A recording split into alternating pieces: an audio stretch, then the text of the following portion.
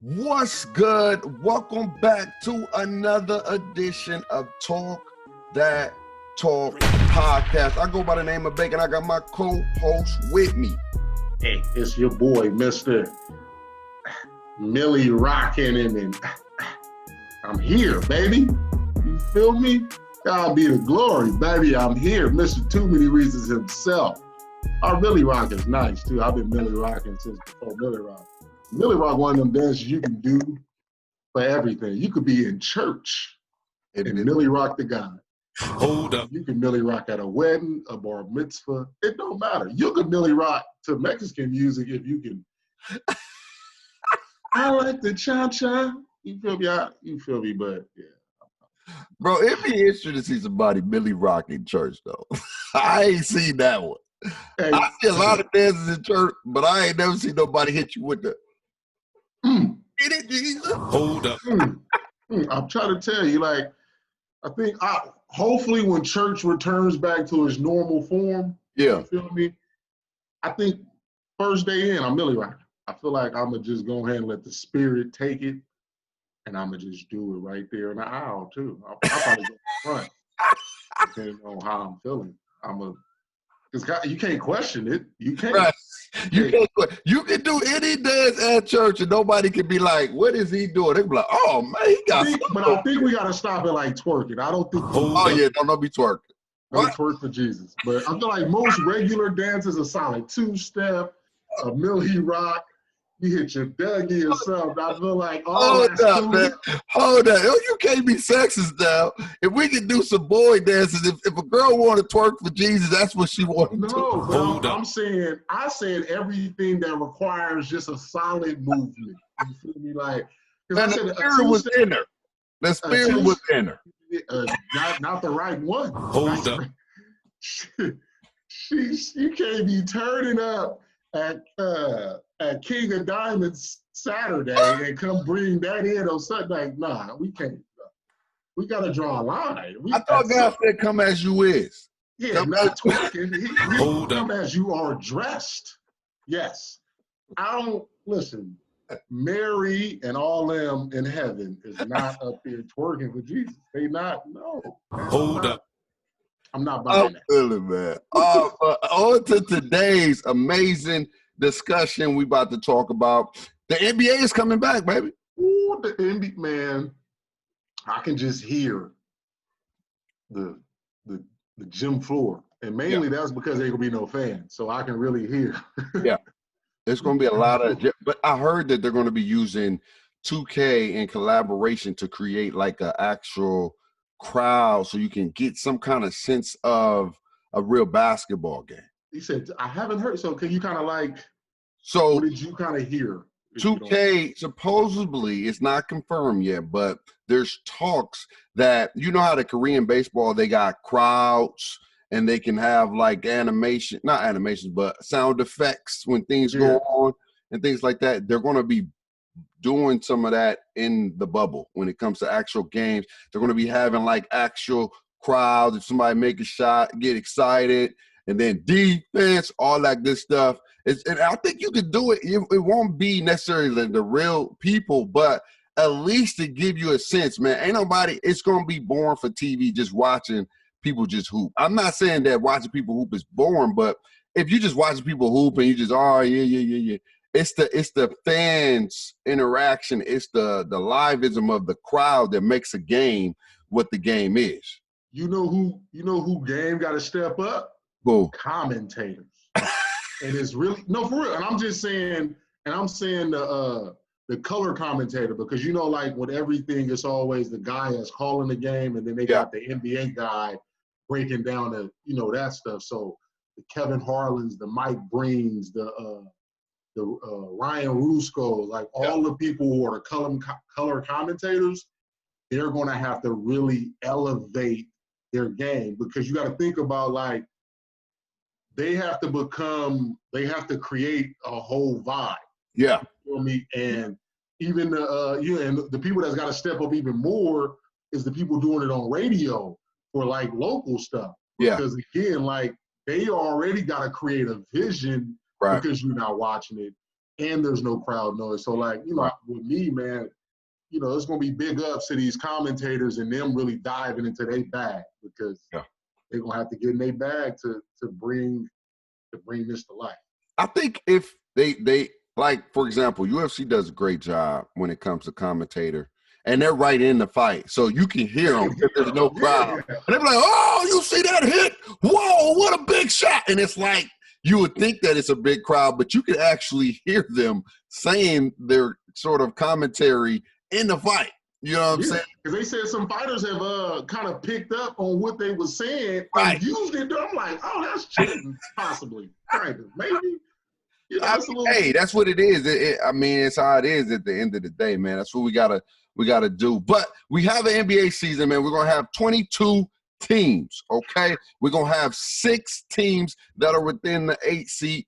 5 from the Western Conference. We got San Antonio, Phoenix, Portland, Memphis, and who else? The Pelicans. The Pelicans. No, but I'm talking about who's not in right now.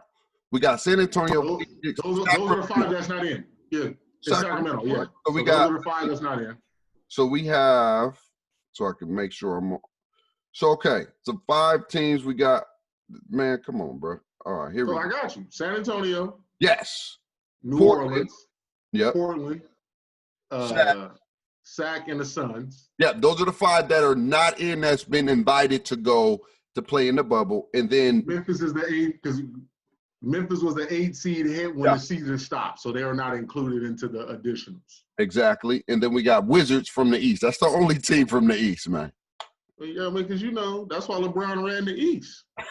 Oh, wait. Okay. It's no shade. It's no shade. I'm just saying he ran the East because I just don't understand how one conference has been more superior as far as wins and losses than other. This is one of those I don't get it kind of things. I just don't because, you know, both sides is all these NBA players. But I think about who are the stars, right? Like the actual superstars. And I think it shows the difference between a superstar and an all-star, right? I think the East got a lot more all-stars than they do superstars. And I think the West got a lot more superstars than they do all-stars. And that's why it's so competitive on one end. And I think if it was like a balance, you know what I mean? You'll see more of that parity, but you rarely do because most of the superstars, man, like I could just name right now off the West. You got LeBron, AD, Kawhi Leonard. But even if you just remove LeBron, because, you know, LeBron just kind of came to the West, it was heavy over here in the West. Yeah, it was. It was still heavy because you still had AD. You still had, who else? James Harden. Harden, Westbrook, Dame. Clay Thompson, Steph Curry, Kevin Durant. You still had a lot of Blake, you know, with the Blake and the Clippers, and with Blake was hot, and with CP3, it was Kobe when all that it was hot. So the West is always hot. I don't know why, but the West have always had a lot of superstars. Yeah, they just back in the day. I think the East had more of the superstars. We talking about 80s or 90s? I'm thinking about 80s mixture with the 90s as well. I think they had a lot of the superstars on the, or maybe was it balanced? Do you think it was more balanced? I honestly think it was just top heavy. So I feel like the top 4 teams from the East and the top 4 teams from the West was just those top 4, and then the rest of the league was just the rest of the league. I think that's kind of how it was in the 80s. And in the 90s, it was more sporadic. But when you still look at it, like Jordan kind of ran the 90s. Yeah, he did. You feel me? And then the Rockets won too. So that's, again, a West team. So it was Jordan and the Rockets in the 90s, or in the Spurs. Yeah. So you feel me? That's just kind of how that was. But yeah. But so we got 22 teams, man. And the way it's going to play out, July 30th is going to be the start of the actual games. We're going to get into some of the matchups. But first, before we get into some of those matchups, man, let's talk about the 8 seed. Who do you think has the best chance let's focus on the East first, because it's simple. It's a simple thing. The West is a little bit more complex. Who do you think out of the East is going to have the best chance to get in the playoffs? It's out of 3 teams, actually. It's the Wizards, Brooklyn, and Orlando. It's out of those 3 who can potentially – it's 8 games. Anything can happen in 8 games. And so you got 8 games where the sky's the limit. Who gets in those last, let's say, 7th and 8th seed? I'ma just if John Wall comes back, I can move the Wizards in and take Orlando out. That's if John Wall comes back. Okay. Because Bradley McBill buckets, you feel me? He gets it done, but I feel like John Wall gives them that push. But without John Wall, I'm gonna say Nets. I'm gonna say Nets in Orlando, just because, like I said, the Nets are a good team, man. They got a lot of good pieces, even without KD and Kyrie. And I just think once they get them 2 going, the Nets is gonna be a team you got to fear. Like you can call it what you, but the Nets have got them guys. And Orlando was a playoff team last year. Remember, Orlando, went in Toronto game 1 in the first round of playoffs and beat Toronto. And then lost 4 straight, I believe. Yeah, but they beat Toronto. You feel me? Because nobody was giving even Orlando a slither of hope. Yeah. But they did go into Toronto and win again. And, I mean, when you look at the construction of their team, they got size, they got length, they got shooters. Markelle Fultz is starting to come into his own. Nikolai Vujovic is a walking 20 and 10. Aaron Gordon's an athlete. Terrence Ross can fill it up.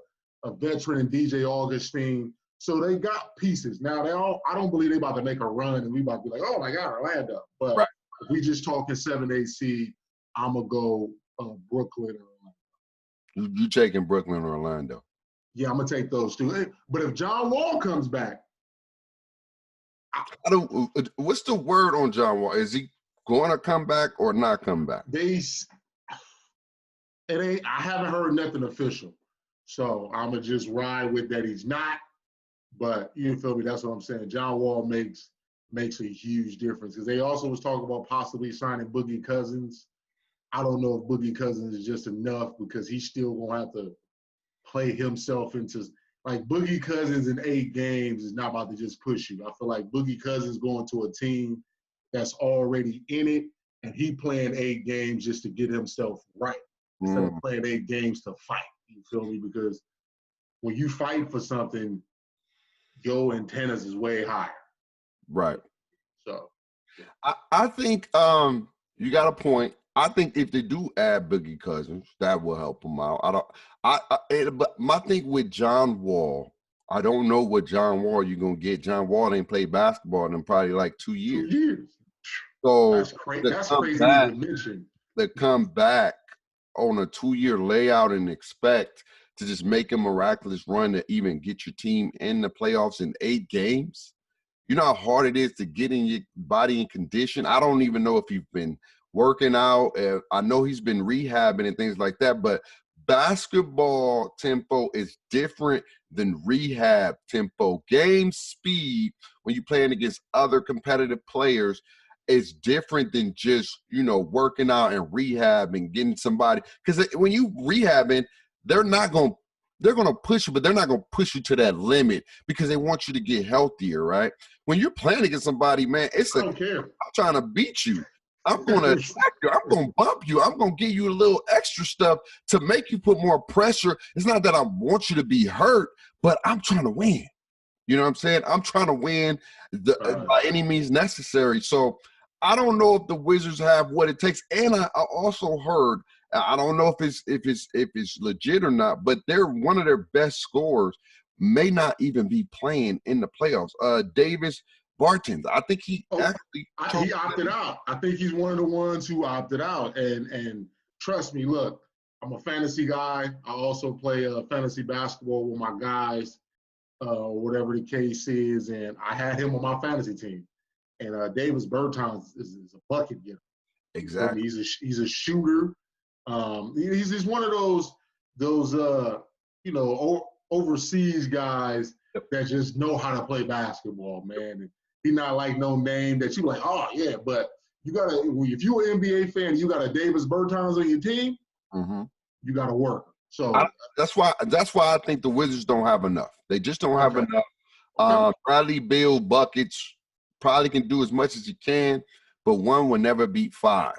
Okay, and I really think that they just don't have enough weapons. And even if they bring in John Wall and Cousins, they're losing some big pieces with Bertans not playing, because that is a 20 and 10 guy that you can expect, or whatever the case may be, in the game, and you don't have that. And so I don't think they're going to have enough weapons. I think that Kyrie may not even be playing. I think the Wizards may they don't get it, but Orlando overtakes Brooklyn, and Brooklyn maybe falls to the 8th seed because KD's not coming back. That'll be a dumb move for him to even think about coming back. Yeah, he's canceled those plans. Kyrie's been on this whole standstill about sitting out, so Kyrie haven't even made up his mind though. Yeah, I mean, because he had that was it shoulder surgery? Yeah, he had shoulder surgery, and so he's coming back from an injury. So I think Orlando can skip into that 7th, and Brooklyn may fall to the 8th, or you never know. The Wizards in Brooklyn may have a play-in because they don't have a lot of weapons on both sides. Yeah, but like I said, they don't have a lot of weapons, but I have faith in Spencer Dinwiddie, Caris LeVert, DeAndre Jordan, Joe Harris. I feel like the Wizards the Nets still have better pieces than Washington. I can't agree with you. I think it's going to be a little bit closer than one would hope. Yeah. But I think that overall, I think the Nets just have a tad bit more talent. And going back to your theory of 5 versus 1, they have a little bit more oomph to hold off the Wizards. So now let's move to this East, the West, because the West is a little bit more complicated than the East. You got 5 teams battling for not only the 8th spot, but the 7th spot is not a lock. Dallas is in the 7th spot, and that's not a lock. And you have Portland, New Orleans, Sacramento, San Antonio, and Phoenix all in contention to possibly be an 8th or a 7th seed. Who do you see making that playoffs? All right, so here I got a few. We're going to kind of bounce around a little bit, so just follow me. So here's some of the things that I know for a fact. San Antonio is not going to have LaMarcus Aldridge. So I'm going to kind of push them to the back. No LaMarcus, DeMar nice, but come on now, man. LaMarcus Aldridge is LaMarcus Aldridge. That's a big piece. How you feel about that piece with San Antonio? I think LaMarcus is a solid piece, but LaMarcus is so inconsistent. You don't know what LaMarcus you're going to get. And so I think the Spurs have a lot of more weapons than just relying on a DeMarcus. I know DeMarcus is a huge piece to help them move forward if they do want to make a playoff run. But I think they have enough to at least battle and make it contention. And they got vets like Rudy Gay. They have DeMar DeRozan, even though he makes the game extremely hard for himself. That man has so much talent, and I feel like he makes that game so much harder than it has to be. My man can do – he has the ability to make the game easier. But he's a mid-range guy, and we talk about this all the time off the record.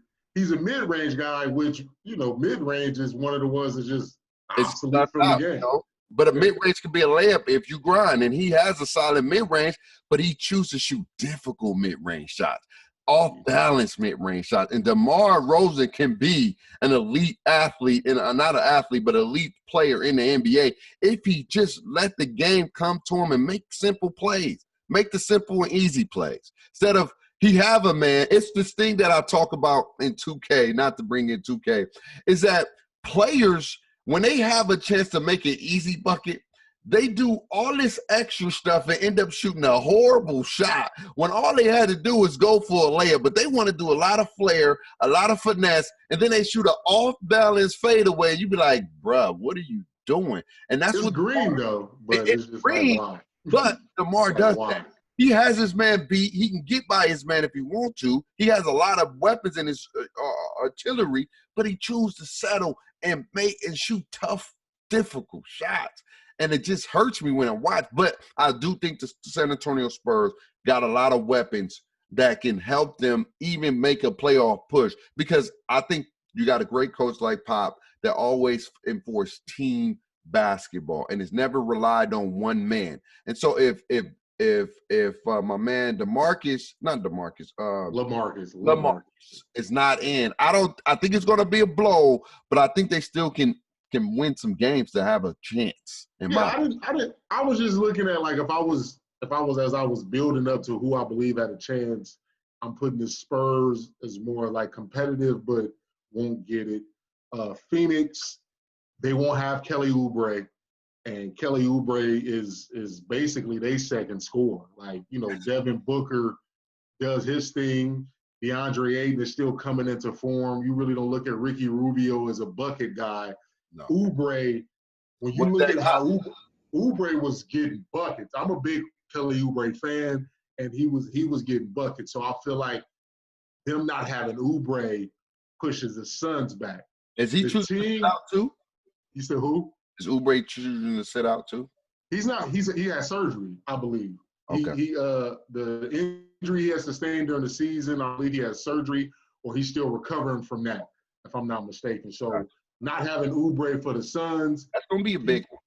Yeah, D-Book is kind of like in that Bradley Beal kind of form where it's just kind of him. Yeah. You feel me? So, I feel like that makes it hard for the Suns as we progress. A team that I feel like nobody really talks about is the Kings. The Kings have pieces, man. And I think they're going to be healthy towards the end of this, as the season was, waning down. They was just now getting back Rashard Holmes. Marvin Bagley was getting healthier. So now you showing up your front court. De'Aaron Fox is a rising superstar. Bogdanovich, he can get buckets. And, Buddy Hield, he can get hot. You feel me? Buddy Hield, one of those dudes that can get hot. So right now with me, I'm looking at the Kings as one of those teams that can push. Portland, they got healthy. They get Nurkic back, I believe. I think he should be coming back. Zach Collins, that's help. But right now, with me, I heard like Melo is kind of up in the air, and I know Ariza's out. So, that's kind of where I'm in. So what you feel about, those teams that I just kind of mentioned with a lot of that? I think you got great valid points when it comes to Phoenix. I think Phoenix is another Wizards sort of Bradley Beal with D-Book. That dude got a clip. He can score. Man, the boy, if he was on to put him on a better team, oh my Jesus, man, he can do some things. I know they always talk about his defense being a liability. And I think he plays defense, though. But a lot of people say he don't play a lot of good defense. They say that's one of his liabilities. But I think it goes back to that Harden thing where if you have to score, you're going to have to give up something because you are a very, important piece of, your team in regarding to scoring. And so if you're not able to score because you exerting all your energy on the defensive side, it's going to hurt your team. So I think that's why I say if you are able to get in the NBA, you're able to play some kind of defense. Now, if you're able to play both sides, that must mean that you have a great, well-balanced team that you can exert yourself both ends and not give up anything on either end. And that's why I think that's why it's going to hurt Phoenix. And I think Phoenix don't have enough. Oubre was coming into his own. he was becoming a superstar or an elite all-star, maybe possibly a superstar. Because I feel like if you go to the right system, you can be a superstar within that system. Because when he left Washington and came to Phoenix, it's just like his game picked up. And again, because I play fantasy basketball, he was one of the people I added on my fantasy basketball team last year towards my championship run in fantasy basketball. And so you just saw when he got with the Suns, it just kind of picked up. And even this year, man, he banged on Paul George. He caught a few bodies this season. Caught a lot of bodies this year. And I'm just saying, like, he just you watch it as like he got into a comfort level into his game, and him getting that injury is just bad. But it's gonna be tough. But like I was saying, man, Kelly Oubre Jr. is a he's gonna be a problem. He comes back healthy. That Phoenix team is going to be a problem when they figure out how to put it together. Yes. Well, Monty Williams able to play because you got DeAndre Ayton, who's been he was hurt, and he had that whole little steroid thing where he had to sit out some games or whatever the case may be. So he's still trying to figure himself out how he's going to play. But I think once they all figure it out, that's be dangerous. A problem. They're young. They're going to be a problem. I think the best chance when I'm looking at the seeding, if I'm looking at, here's my thinking right here. Okay, talk to me. I think that the three teams, or maybe I would even say 4 teams that really got a shot at Memphis and the Dallas Mavericks spot is New Orleans Pelicans. As those dudes as my number one. You got Zion Williams. I know everybody said the man's out of shape. He's been eating a lot of good food down there, but I think he's going to get into gear, and they got a lot of weapons, man. They have a lot of weapons. Time out before you go too far now. All right, hold up real quick. They try to say they really just want Zion and their men. That's why Zion and the Pelicans kind of got the easy schedule, which you kind of in that retrospect, I wouldn't say there's no such thing as an easy schedule because you still got to win those games, right? You still got to go out there and play.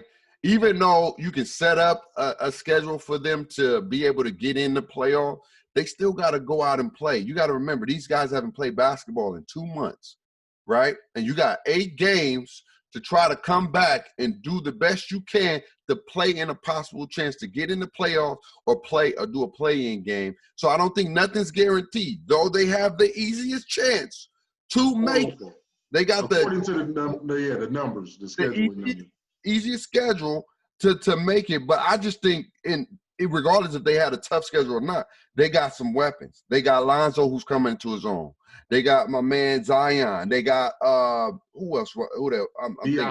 They got Ingram. They got JJ Redick. They got Ingram, JJ Redick. They have the best balance on the floor, off the floor. They got my man Big Drew. Big Drew is that dude. He's a strong dude, and I know some people that know Drew, and they say that dude is a monster. And he can be a monster if he chooses to elevate his game. The dude can go both hands, left and right. He's strong as hell. He can lock you up. The dude is a dog. Yeah, Drew Holiday is one of those, like, he's on my top 10 underrated list. Oh, yeah. And honestly, when I'm looking at the list just not off the top of my head, he's 1 or 2. Because it's just like, I don't think people has fully just embraced how good Drew Holiday has been since he's came into the league when he was with Philly. Right. I mean, Drew Holiday is a real goon, and you feel me. I just I respect and admire his game because he's a two-way guy. He's one of those two-way guys, and he's legitimately a bucket and can legitimately lock you up. And they what you about to say? Because remember 2 years ago, the 3 years have been 3 years. When he played against Portland? Yeah. When he locked up both McCollum and Dan. Because he's strong as hell. He locked them both up. He locked for a series. He put 2 prolific scorers in a. Didn't they sweep that series? As a 7 seed. Max on everything in the NBA. And I'm telling you, matchups can hurt you or they can help you. Mm-hmm. And I think they have the best well-rounded team, young, length, athletic. They can spread you a little bit, and they have scores and people that they can push. They have the most balanced team that can be able to get in the playoffs. I really think they will get in one of those seats, either the 8th or the 7th. I think they have a chance to get it. Now, my next team that I feel like has a chance to get in, and I never go against this team because they just find a way to win. I don't know how they do it. Maybe it's just great coaching, because every year we think, man, I don't know about this team, man. They done got nobody, but they always find a way to get in there, and they find a way to get in the big dance. And I may be wrong this year, even though Sacramento is close. I feel like Sacramento is really, really close, but I think San Antonio have a solid chance to make a run to get into, because you got Popovich. It's like Popovich is like the Bill Belichick's.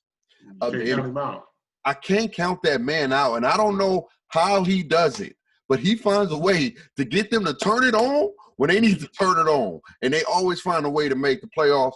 I think this will be the year they potentially get into the playoffs, or at least get into that play-in game against Memphis. I love Memphis, man. That man, Ja Morant, and them hogs that he got, and the way they play defense and the way they go up and down. They are the fundamental sound as far as like defense and aggression and like slashing. They're like a D. They're not threes as well, not much, but they're like a 2 and D. You know, 2K got that 3 and D. Yeah, they 2 and D. Defense. They are 2 and D. They get to the bucket. They physical, and they play great defense. Will they have enough? I don't know, because again, man, they have been a layout, man. That people gotta understand. 2 months layoff. Coming back to play. When I look at Memphis now kind of reminds me of the grit and grind team that they had before. Because now when you look at Memphis, they got Valanciunas at center, Jaren Jackson Jr. at the 4, who can stretch the floor. So now, you know, they got two guys that can stretch the floor that allows Ja to work. Dylan Brooks as a shooter, you know, and stuff like that. But right there, where we stop with like, oh my God name. I mean, not even oh my God name, but just kind of with names, and everybody else kind of falls into a role player role. But it sounds like, from what I was gathering, I'm listening to you, it sounds like you kind of moving Dallas about the pitcher. And I really like Dallas. I feel like Dallas, to me, with Luka, listen, man, Luka Doncic is a guy. You feel me? He is a walking problem. And I think KP is fully healthy. And when you got Luka and KP, when you got two people, when you got a 7'2" guy like KP that can stretch the floor, that can get a bucket, and he plays defense. He's one of the rare foreigners, quote unquote, that get out there and slap everything off the top of the backboard. And you feel me, with Hardaway Jr. and J.J. Barea, Jalen Brunson, who's a young guy but has played in national championships. So he understands this mode of trying to win now. And then Rick Carlisle, to me, should go down as we progress as a Hall of Fame coach. You know, I feel like I'm going to lock the Mavericks in at 7. Okay. I'm going to lock them in at 7. And I think New Orleans takes 8.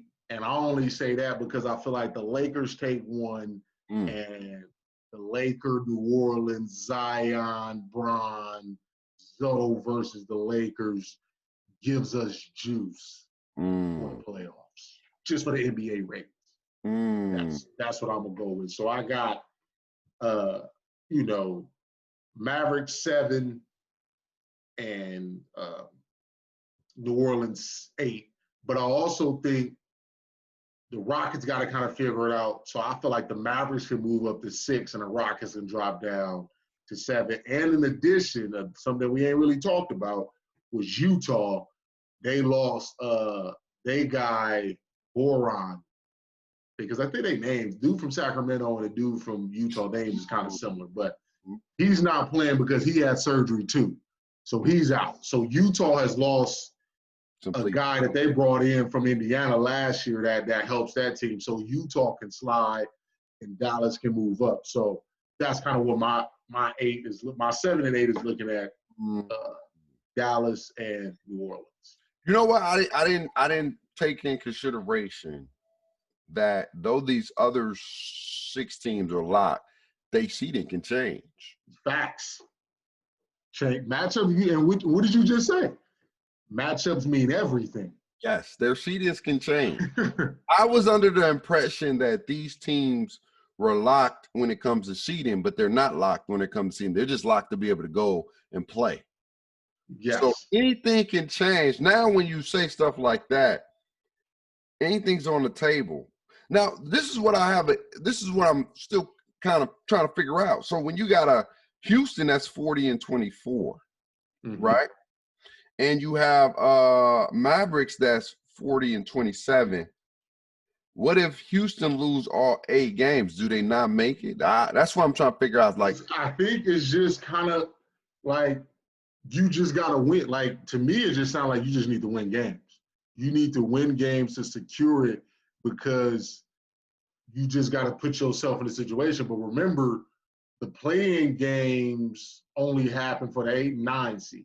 right. So if you let yourself lose all 8 games because you're not taking it serious, Right. and you put yourself into that play-in mode, that's a you kind of problem. Gotcha. You feel me? You was just one of the ones that was invited.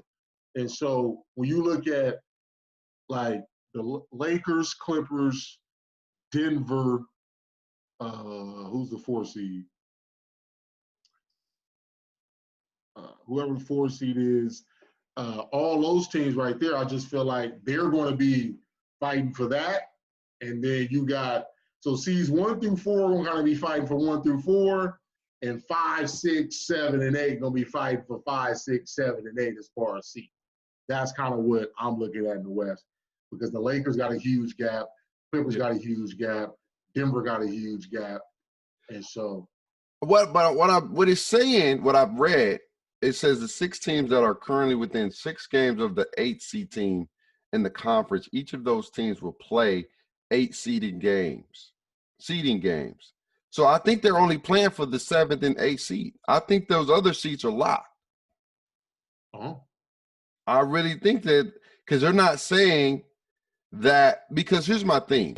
If they wasn't locked, when you write an X on the playoffs or whatever, that means you're locked in. You're going to get a playoff spot. You're in. When you get X, that means you're automatically in. So I think these only teams are playing for the 7th and 8th. I don't think, from what I'm seeing as far as like seeding, they just said they're playing for the 8th or 8th seeding game. I don't know. It's a little bit up in the air. I'll have to do some more in-depth research to try to figure out how this thing gonna play out. But nonetheless, this is what I got. I think that Dallas will be in the 7th because they have more game cushion.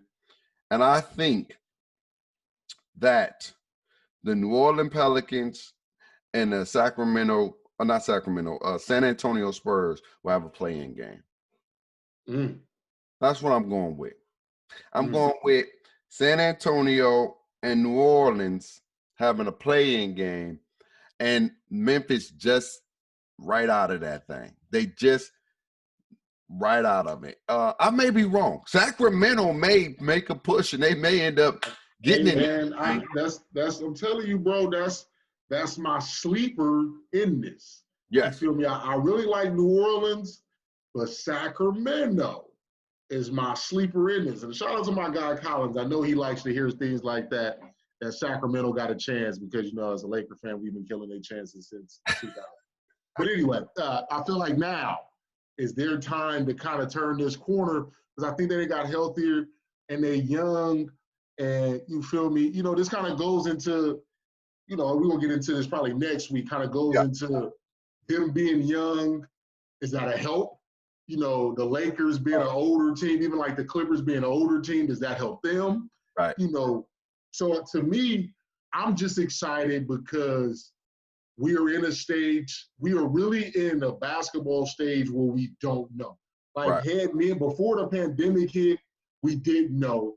But right now, it's like we don't know. And as a Laker fan, of course, you know, I'm going to want my team to prevail and all that stuff. But as being just a real basketball enthusiast and loving the game, I'm not even like 1,000% like, oh yeah, man, the Lakers got this. I gotta be 100. I gotta be 100. I gotta be real because you've been mentioning it all show. That layoff, we don't know how it's going to affect teams. And then we assume just for the simple fact that because you've been off, you healthy, which is probably it.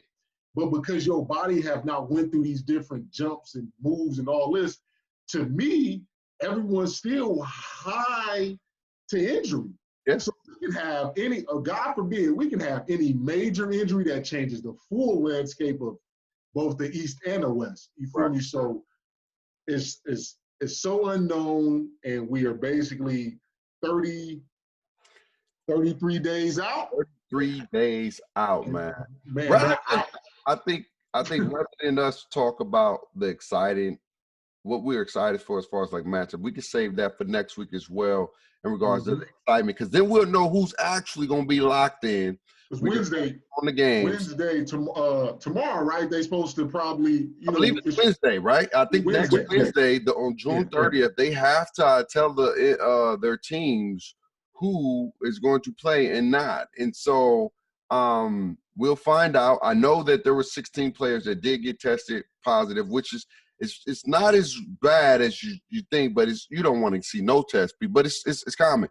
The virus is dang near everywhere. It's common to happen. I think 16 out of 300 300 and some players is not as bad. It's like 5%. It's like 5%, and so that's they've been quarantined up until they leave and all that kind of stuff. So as long as everybody kind of stays away and does the best, everyone does the best thing they can do.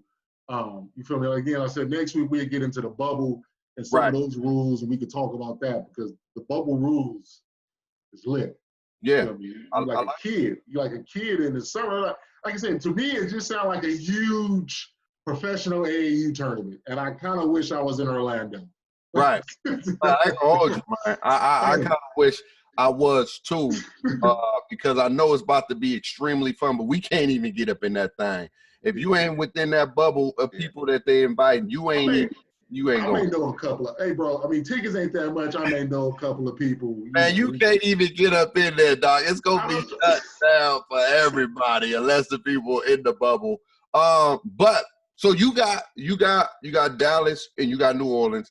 I have Dallas and I got New Orleans and San Antonio in a play-in. I wouldn't be surprised if we do have a play-in between New Orleans and either Memphis, Sacramento, and San Antonio. I think New Orleans will get that seat, but I think they may have a play-in within those three teams. I think Portland just don't have enough.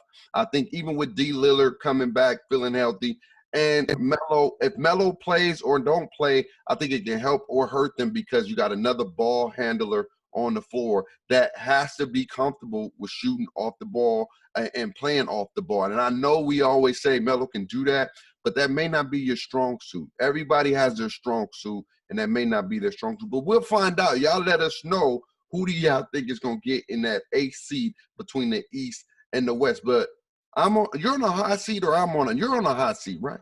Yeah, it's me. No, it wasn't. No, it's me. You on a hot seat? I did basketball last week, right? Or did you do basketball last week? It's been so long. You did basketball last week because I did football. So I do basketball, you do football. I think right. I don't know. I honestly, bro, I can't even hold you. I can't. I think I got you. Or no, yeah, I did. The football, you got me.